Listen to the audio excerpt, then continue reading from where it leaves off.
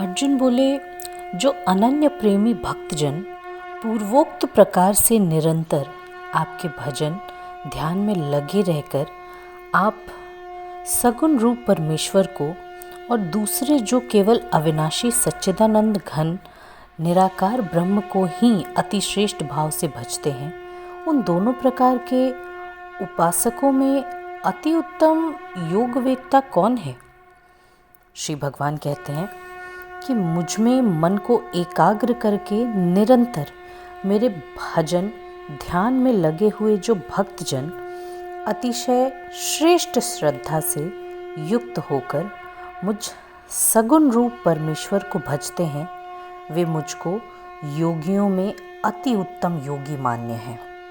परंतु जो पुरुष इंद्रियों के समुदाय को भली प्रकार वश में करके मन बुद्धि से परे सर्वव्यापी अकथनीय स्वरूप और सदा एक रस रहने वाले नित्य अचल निराकार अविनाशी सच्चिदानंद घन ब्रह्म को निरंतर एक ही भाव से ध्यान करते हुए भजते हैं, वे संपूर्ण भूतों के हित में रत और सब में समान भाव वाले योगी मुझको ही प्राप्त होते हैं।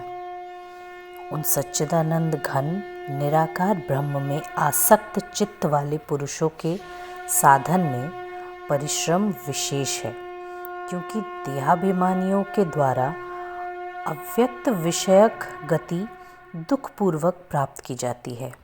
परंतु जो मेरे परायण रहने वाले भक्तजन संपूर्ण कर्मों को मुझ में अर्पण करके मुझ सगुण रूप परमेश्वर को ही अनन्य भक्ति योग से निरंतर चिंतन करते हुए भजते हैं, हे अर्जुन, उन मुझ में चित्त लगाने वाले प्रेमी भक्तों का मैं शीघ्र ही मृत्यु रूप संसार समुद्र से उद्धार करने वाला होता हूँ।